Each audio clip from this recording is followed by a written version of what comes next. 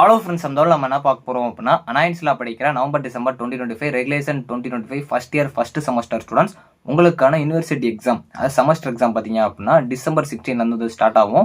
உங்களோட last working day வந்து December 10 இருக்கும்.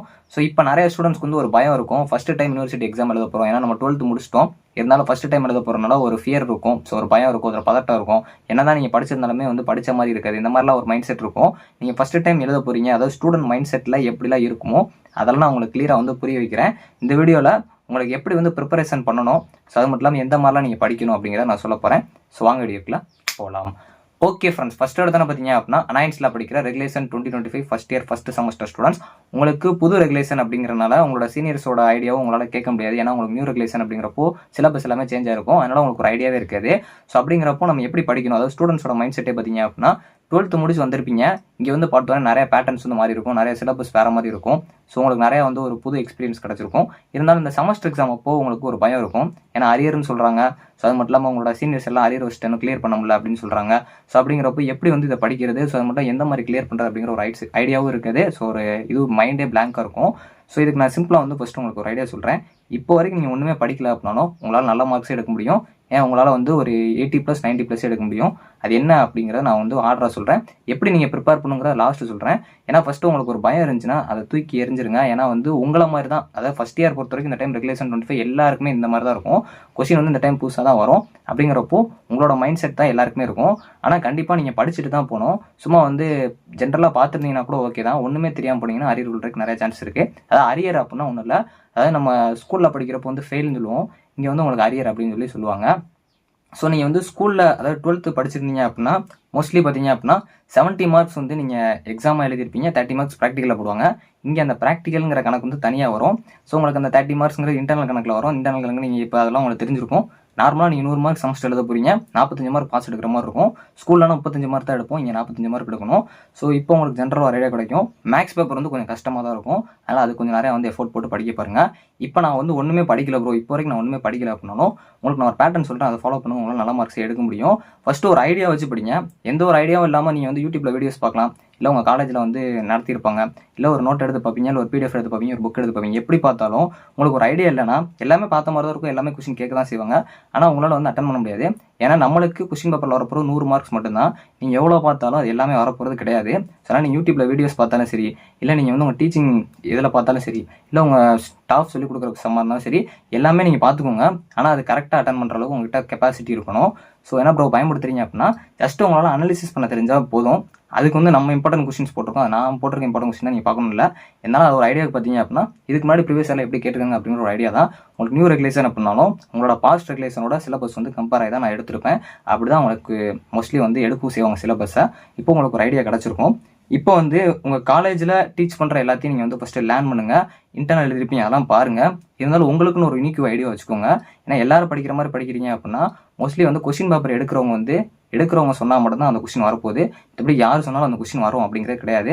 ஸோ அதனால் கொஸ்டின் எடுக்கிறவங்க எப்படி யோசிப்பாங்கிறத ஃபஸ்ட்டு யோசிங்க. இல்லை அப்படின்னா நம்ம வீடியோஸ் பாருங்கள், நான் நம்ம வீடியோஸ் தான் பார்க்கணும் கிடையாது, உங்களுக்கு ஒரு ஐடியாவுக்கு நீங்கள் பார்க்கணும் பார்த்துக்கோங்க. ஸோ அடுத்து வந்து எப்பயுமே அனலைசிஸ் பண்ணுறப்போ ப்ரீவியஸ் இயர் கொஸ்டினோ உங்கள் சிலபஸோ கண்டிப்பாக இருக்கணும். ஏன்னா நீங்கள் கூட்டாமல் படிப்பீங்க, ரெகுலேஷன் 15 சிலபஸ் எடுத்து பார்ப்பீங்க, இம்பார்ட்டன்ட் இருக்கும், அதை எடுத்து படிச்சுட்டு இருப்பீங்க, அது உங்கள் சிலபஸ்லேயே இருந்திருக்காது. ஸோ அப்படிங்கிறப்போ கம்பேர் பண்ணுங்கள், அனலைசிஸ் பண்ணுங்கள், ப்ரீவியஸ் இயர் கொஸ்டின் எடுங்க. எல்லாம் பண்ண தரல அப்படின்னாலும் ஜென்ரலாக ஒரு இம்பார்ட்டன்ட் கொஸ்டின் இப்போ நான் கொடுத்துருக்கேன்னா உங்களுக்கு சிலபஸ் வச்சு தான் கொடுத்துருப்பேன். சிலபஸில் நான் என்னென்னலாம் கொடுத்துருக்கேன் அப்படிங்கிறத பாருங்கள். இது வந்து என்னோட வீடியோ தான் பார்க்கணும் கிடையாது, உங்களுக்கு எது பெஸ்ட்டாக இருக்கோ அதை பார்க்கலாம், இல்லை நீங்களே வந்து அனலிசிஸ் பண்ணி கூட எடுக்கலாம். ஸோ அடுத்து வந்து நீங்கள் இந்த லாஸ்ட் மினிட்ல ப்ரிப்பேர் பண்ணுறப்போ இந்த மாதிரி நீங்கள் அனாலிசிஸ் பண்ணால் மட்டும்தான் உங்களால் மார்க் எடுக்க முடியும். ஜஸ்ட் வந்து நீங்கள் எல்லாமே படிச்சு வச்சிருக்கீங்க அப்படின்னா எப்பயுமே படிச்சது எல்லாமே இருக்க தான் செய்யும். ஆனால் கேட்குறது அவங்க கரெக்டாக கேட்குறது நீங்கள் அனாலிசிஸ் பண்ணால் மட்டும் தான் முடியும். உங்களுக்கு நியூ ரெகுலேஷனுங்கிறனால இந்த வட்டம் யாராலுமே கெஸ் பண்ண முடியாது எப்படி கொஸ்டின் வரும்னு. ஸோ பேட்டர்னே ஃபஸ்ட் அனாலிசிஸ் பண்ணுங்கள். 16 மார்க் எந்த இதில் கேட்குறாங்களோ உங்களுக்கு மேக்ஸிமம் ஸ்பிளிட்டிங் கொஸ்டின் டைம் அதிகமாக வரும். ஸோ அப்படிங்கிறப்ப டேரக்ட் 16 மார்க் மேக்ஸிமம் வந்து கேட்குறதுக்கு சான்சஸ் கம்மி. அதாவது வந்து கண்டிப்பாக வரும், எப்படினாலும் ஒரு 2-3 யூனிட்ஸில் வந்து உங்களுக்கு ஸ்பிளிட்டிங் கொஸ்டின் வரும். அப்போ 8+8 அப்படின்னு சொல்லிட்டு ஸ்பிளிட்டிங் மார்க்கில் தான் வரப்போகுது. அப்போ ஒரு கொஸ்டின் வந்து டேரக்ட் 16 மார்க்காக நீங்கள் படிக்காமல் பிரித்து படிக்கலாம். இதில் நிறைய ஸ்டூடெண்ட்ஸ் சொல்லுவாங்க, அதாவது நிறைய பேர் சொல்கிற வந்து 2 மார்க்ஸ் ஃபஸ்ட்டு படிங்க அப்படின்னு சொல்லுவாங்க. நீங்கள் 2 மார்க்ஸ் ஃபஸ்ட்டு படிக்கக்கூடாது. அதாவது 16 மார்க்கோ 13 மார்க்கோ இருக்குது அப்படின்னா அதை தான் நீங்கள் வந்து 2 மார்க்ஸ்க்கு ஏற்ற மாதிரி படிச்சு வச்சுக்கணும். அதாவது புரியல அப்படின்னா ஃபஸ்ட்டு நீங்கள் படிக்க போகிறது ஒரு கொஸ்டினுக்கு டெஃபனிஷன் எப்பயுமே படிக்கணும். அதுவே 2 மார்க்ஸில் மோஸ்ட்லி கேட்டுருவாங்க. லா ரூல்ஸ் இருந்துச்சுன்னா அதுவும் படிங்க. அது மெஷின் கேட்பாங்க. அட்வான்டேஜஸ், டிஸ்அட்வான்டேஜஸ், லிமிட்டேஷன், யூசஸ் இந்த மாதிரி தான் கேட்பாங்க. அதுபோக எக்ஸாம்பிள்ஸ் பார்த்துக்கோங்க. இதெல்லாம் நீங்கள் வந்து ஒரு பிக் கொஸ்டின் படிக்கவே படிச்சிட்டிங்க அப்படின்னா நார்மலாக ஸ்ப்ளிட்டிங் பண்ணி 2 மார்க்காக கேட்குறப்போ எழுதிடலாம். ஃபஸ்ட்டு பேஜில் தான் உங்களுக்கு 2 மார்க் இருக்க போகுது. ஆனால் 2 மார்க்கில் எல்லாமே கரெக்டாக இருந்தால் தான் பின்னாடி கரெக்ட் பண்ணுவாங்க அப்படிங்கிற மாதிரி சொல்லுவாங்க. அது கரெக்ட் தான். ஆனால் நீங்கள் 2 மார்க்குன்னு டைம் ஸ்பெண்ட் பண்ணுறதை விட நீங்கள் வந்து பிக் கொஸ்டின் டைம் ஸ்பெண்ட் பண்ணீங்க அப்படின்னாலே உங்களுக்கு வந்து அது 2 மார்க்ஸில் கவர் ஆகிற மாதிரி நீங்கள் ஸ்ப்ளிட் பண்ணி எடுத்துக்கிட்டீங்க அப்படின்னா உங்களால் வந்து நல்ல மார்க்ஸ் எடுக்க முடியும். எல்லாமே டைம் அனாலிசிஸ் தான். ஸோ அனாலிசிஸ் ப்ளஸ் நீங்கள் படிக்கிற படிப்பு, ரெண்டாவது வந்து ஸ்மார்ட் ஒர்க். ஹார்ட் ஒர்க் வந்து பண்ணி படிக்கிறவங்க இருப்பாங்க, ஸ்மார்ட் ஒர்க்கும் பண்ணலாம். அதாவது டைம் கம்மியாக படித்து நம்ம அதில் அதிக மார்க்ஸ் எடுக்கலாம். அது எப்படின்னா நீங்கள் அனாலிசிஸ் பண்ணி ஒரு கொஸ்டினை எப்படி பிரித்து எவ்வளோ மார்க் எடுக்கிற மாதிரி படிக்கலாம். அதாவது வந்து நீங்கள் 16 மார்க்னா ஒரு 4-5 பக்கம் வளவலான்னு எழுதுறத விட எந்த மாதிரி நம்ம கண்டென்ட்டை வந்து பளவலான்னு கொடுக்காம நீட்டாக கொடுத்தாலும் நல்லா ப்ரெசன்டேஷன் நல்லா இருக்கிற மாதிரி கொடுக்கலாம் அப்படிங்கிற மாதிரி தான் நீங்கள் யோசிக்கணும். ஸோ நெக்ஸ்ட் வந்து நீங்கள் வந்து ஒரு வீக்கராக இருக்கலாம். அதாவது வந்து உங்கள் காலேஜில் நீங்கள் நல்லா படிக்கல அப்படின்னு உங்கள் ஸ்டாஃப் சொல்லியிருக்கலாம். இன்டர்னல் மார்க் கம்மியாக இருக்கலாம். அதெல்லாம் வந்து இங்கே வீக்கர் டாப்பெல்லாம் கணக்கே கிடையாது. நீங்கள் எப்படி வந்து பப்ளிக் எக்ஸாம் எழுதுறீங்களோ அதே மாதிரி தான் நீங்கள் வந்து யாருங்கிறது யூனிவர்சிட்டியில் கரெக்ஷன் பண்ண போகிறவங்களுக்கு தெரியாது. உங்கள் பேப்பர் மட்டும் தான் காட்டி கொடுக்க போகுது. அப்படிங்கிறப்போ உங்களோட ப்ரெசன்டேஷன், அதாவது வந்து நல்லா படித்த ஸ்டூடெண்ட்ஸ் கூட ப்ரெசென்ட் பண்ண அளவுக்கு, அதாவது ப்ரெசென்ட் பண்ணுறதை விட ஒரு வீக்கராக இருக்கீங்க நீங்கள் நினைக்காம ஒரு டாப்பர் மாதிரி நீங்கள் உங்கள் பேப்பர் ப்ரெசென்ட் பண்ணீங்க அப்படின்னா நல்ல மார்க் எடுக்க முடியும். ஏன்னா நிறைய பேர் பார்த்தீங்க அப்படின்னா ஆவரேஜாக படிப்பாங்க, ஆனால் செமஸ்டரில் நல்ல மார்க் எடுத்துருவாங்க. இது எல்லாமே அதோட ஒரு இதுதான். அடிஷ்னலாக நிறையா கொடுங்க. நம்ம வீடியோஸ் நீங்கள் ஃபாலோ பண்ணியிருந்தீங்கனாலே உங்களுக்கு நல்ல மார்க்ஸ் வந்து கிடைக்கும். ஸோ அடுத்து வந்து ஒரு யூனிட்டுக்கு மோஸ்ட்லி வந்து 6 கொஸ்டின் படிக்க பாருங்க. ஏன் அப்படின்னா 2 மார்க்கில் ஒரு யூனிட்லேருந்து 2 கேட்குறாங்க அப்படின்னா உங்களுக்கு பிக் கொஸ்டினில் ஸ்பெட்டிங் கொஸ்டின் கேட்டாங்களே அங்கே 4 கொஸ்டின் வந்துடும். 6 கொஸ்டின் வந்து டோட்டலாக முடிஞ்சு. சம்டைம்ஸ் உங்களுக்கு 13 மார்க் 15 மார்க் ஸ்ப்ளிட் பண்ணுற சப்ஜெக்டாக இருந்துச்சு அப்படின்னா அங்கே 2 சப்ஜெக்ட், அதாவது 2 கொஸ்டின் எக்ஸ்ட்ரா படிக்கிற மாதிரி இருக்கும். மோஸ்ட்லி ஒரு யூனிட்டுக்கு 6 கொஸ்டின் படிக்க பாருங்க. இப்போ எப்படி ப்ரிப்பேர் பண்ணணும் அப்படிங்கிறத நான் உங்களுக்கு சொல்லித்தரேன். ஸோ ஃபஸ்ட்டு வந்து ஃபிசிக்ஸுக்கு வந்து அதாவது அப்ளைடு ஃபிசிக்ஸ் 1 பொறுத்த வரைக்கும் உங்களுக்கு 16 டிசம்பரில் வந்து எக்ஸாம் வந்து இருக்குது. ஸோ அதனால் நீங்கள் 14, 15 அந்த 2 நாளுமே வந்து ஃபிசிக்ஸ்க்கு வந்து டைம் ஒதுக்கிக்கோங்க. யாராக இருந்தாலும் சரி. ஏன்னா ஃபஸ்ட்டு செமஸ்டர் பொறுத்த வரைக்கும் காமன் சப்ஜெக்ட்ஸ் தான் வரும். ஸோ அடுத்து உங்களுக்கு இன்னைக்கு விட்டுருங்க. December 9, December 10, 11, 12, 13 இந்த ஒரு 5 நாள் வந்து டைம் இருக்குது. ஏன்னா 14, 15 நம்ம ஃபிசிக்ஸ் எடுத்துட்டோம். ஸோ ஃபிசிக்ஸ் சப்ஜெக்டை விட்டுருங்க. ஸோ டோட்டலாக ஒரு சில டிபார்ட்மெண்ட்டுக்கு 7 பேப்பர்னும் ஒரு சில சப்ஜெக்ட்டு 8 பேப்பர் இருக்கும். நீங்கள் காமனாக வந்து பாருங்கள். ஸோ இப்போ வந்து இங்கிலீஷ் எசென்சியலையும் தமிழ், அதாவது ஹெரிட்டேஜ் ஆஃப் தமிழை வந்து விட்டுருங்க. ஸோ அதாவது வந்து இன்ஜினியரிங் பொறுத்த வரைக்கும் உங்களுக்கு மெயினான சப்ஜெக்ட் மேக்ஸ் தான். சரியா? இது வந்து தமிழும் இங்கிலீஷ் வந்து நீங்கள் மெயினாக பார்க்கணும் அவசியம் கிடையாது. ஆனால் தெரிஞ்சு வச்சுக்கோங்க.